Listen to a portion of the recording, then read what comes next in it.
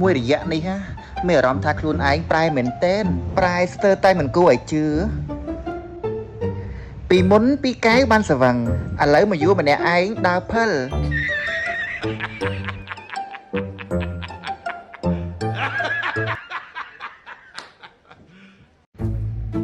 ចោអ្នកចាស់ឆ្លាស់ដៃថេ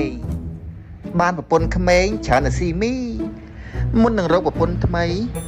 រកស្រីណាឲ្យវិហ័យសូជាប្រពន្ធដើមបន្តិចទៅពិបាកភ្នែកមើល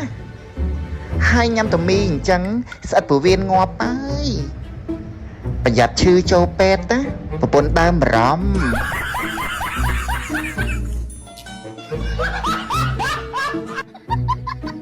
សុំសួរមួយអូនចា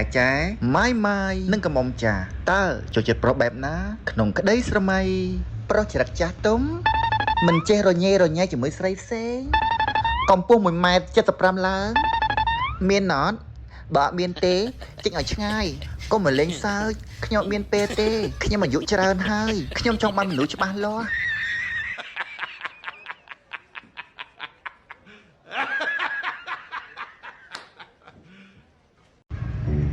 អារម្មណ៍ឈួតរបស់ខ្ញុំចូលចិត្តលួចស្រឡាញ់គេម្នាក់ឯងតែពេលដឹងថាគេអត់អាចទៅរួចមួយយើង